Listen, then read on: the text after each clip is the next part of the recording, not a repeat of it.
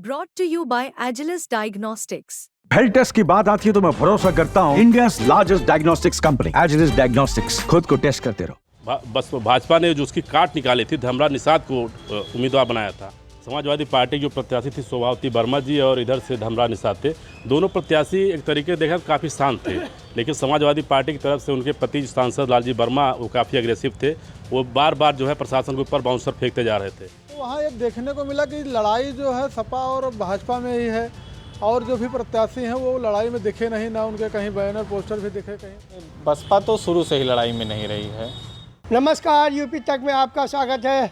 कटेहरी उपचुनाव का मतदान आज शाम समाप्त हो गया और लगभग 57% मतदान हुआ है। आइए हमारे साथ बातचीत करने के लिए 3 पत्रकार हैं, जानते हैं कि आखिर क्या रहा आज का चुनाव, क्या इन लोगों का ओपिनियन पोल है। हमारे साथ है अजीत सिंह है, ये है हिंदुस्तान अखबार से, अखिलेश जी हैं, ये है राष्ट्रीय सहारा से, और ये अरुणेश जी हैं, ये नवभारत टाइम्स से। तो सबसे पहले इन्हीं से शुरू करते हैं। बताइए अरुणेश जी, क्या ओपिनियन रहा आज के इलेक्शन का? कटेहरी में 56.89% मतदान हुआ है। दिन भर आरोप प्रत्यारोप का दौर चला है। अभी जब तक अब मतगणना ना हो जाए कुछ कहना ठीक नहीं होगा, लेकिन अभी लड़ाई जो है यहाँ सपा और भाजपा के बीच देखी गई है। नहीं, आज का पूरा दिन एक तरफ देखा जाए तो समाजवादी पार्टी ने सुबह से लगातार आरोप लगा रहे थे। इसका क्या कोई फ़ायदा उनको मिला? बहुत फ़ायदा तो होता नहीं दिख रहा था, क्योंकि पोलिंग पे जो वीडियो प्रशासन द्वारा जारी किए गए या जो हम लोगों ने देखा, तो 1-2 वीडियोज़ को छोड़कर या 1-2 जगहों पे छोड़कर उनका था कि मुस्लिम मतदाता रोका जा रहा है, लेकिन बहुत कुछ ऐसा दिखाई नहीं दिया कि मुस्लिम मतदाता रोक रहे। इसका कोई बहुत फ़ायदा मिलता नहीं दिख रहा है। ये कहा जा रहा है सपा बसपा की टक्कर हुई है, तो सपा और भाजपा की, तो बसपा की क्या स्थिति बनी? बसपा तो शुरू से ही लड़ाई में नहीं रही है। भाजपा और सपा में ही लड़ाई सिमटती जा रही है कटेहरी की। क्या फाइनल ओपिनियन क्या लग रहा है आपको?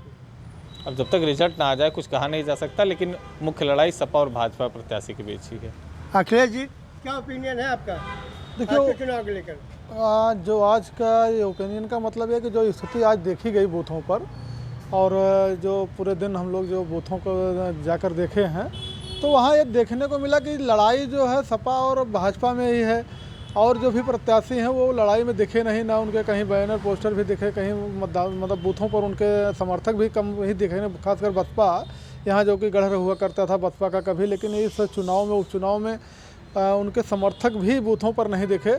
तो जहाँ भी जो भीड़ दिखी वो सपा और भाजपा की, और जो कंटेस्ट है काफ़ी नज़दीकी होने की संभावना है। इस चुनाव में काफ़ी कम वोटों से हार जीत का अंतर होने वाला है।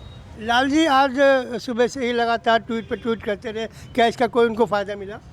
देखिए, समाजवादी पार्टी द्वारा सुबह से ही आरोप लगाया गया सोशल मीडिया पर, तमाम नेता उनके जो आते रहे, चाहे लालजी वर्मा हो या जिला अध्यक्ष हो या खुद प्रत्याशी जो उनके शोभावती वर्मा हैं, उन्होंने भी जो है लगातार जो है आरोप लगाया कि प्रशासन खासकर पुलिस वाले जो है वो मतदाताओं को रोक रहे हैं। खासकर मुस्लिम बाहुल जो क्षेत्र हैं वहाँ जो है काफ़ी जो है रोका जा रहा है।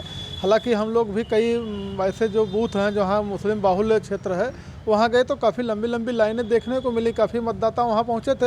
हाँ, कुछ मतदाताओं का आरोप था कि उन्हें जो है रोका गया कि कैसे आ रहे हैं, कभी मत आइए, लेकिन ज़्यादातर जगहों पर वोटिंग ठीक ठाक हुई है, और परसेंटेज जो वोटिंग परसेंटेज है वो भी अच्छा हो गया है। लगभग 57% वोटिंग परसेंटेज है। तो अगर मतदाताओं को रोका गया होता तो इतना अच्छा वोटिंग परसेंटेज नहीं होता। अजीत जी, क्या ओपिनियन है आपकी? देखिए, ओपिनियन आज चुनाव जो है काफ़ी देखा जाए तो काफ़ी टसल रहा पूरे दिन समाजवादी पार्टी और बीजेपी में। समाजवादी पार्टी में एक चीज़ चुनाव में आज देखने को मिला कि समाजवादी पार्टी जो प्रत्याशी थी शोभावती वर्मा जी और इधर से धमरा निषाद थे। दोनों प्रत्याशी एक तरीके देखा काफ़ी शांत थे, लेकिन समाजवादी पार्टी की तरफ से उनके पति सांसद लालजी वर्मा वो काफ़ी अग्रेसिव थे। वो बार बार जो है प्रशासन के ऊपर बाउंसर फेंकते जा रहे थे। उनका तमाम तरह का आरोप था कि पुलिस रोक रही है, प्रशासन चुनाव सही तरीके से नहीं करने दे रहा है, वोटर नहीं निकल पा रहे हैं। अब इसका कितना लाभ उनको मिलता है, या फिर बाउंसर के बहाने उन्होंने जो भी उनकी रणनीति रही होगी वो अपने रणनीति को में एक तरीके से हमको कामयाब होते दिखे हैं। अब रिजल्ट क्या होता है ये तो काउंटिंग के बाद ही पता चलेगा, लेकिन ये चुनाव काफ़ी दिलचस्प रहा फिलहाल। यहाँ पर ये एक चीज़ और देखने को मिली कि जो समाजवादी पार्टी का जो पीडीए फार्मूला था और इधर से बस भाजपा ने जो उसकी काट निकाली थी, धमरा निषाद को उम्मीदवार बनाया था, ये फार्मूला कहीं नज़र नहीं आया। ये पूरे चुनाव में अगर देखा जाए तो पीडीए भी पूरी तरीके से अपना जो लड़ रही थी, इधर धमरा निषाद भी अपना लड़ रहे थे।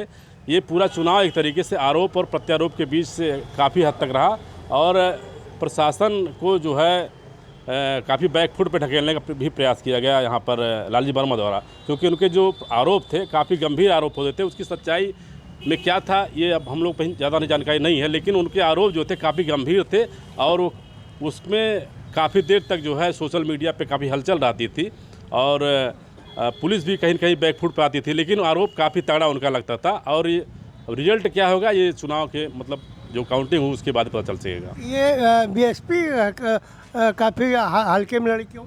हाँ, बीएसपी के वोटर जो है काफ़ी साइलेंट रहे। हालांकि जो उनका बीएसपी का वोट है वो कम नहीं है, लगभग 1 लाख मतदाता है कटेरी में, उसको कम आंकना मतलब वो होगा, लेकिन काफ़ी मतलब उनका जो अगर देखा जाए परफॉर्मेंस तो काफ़ी वीक रहा इस चुनाव में।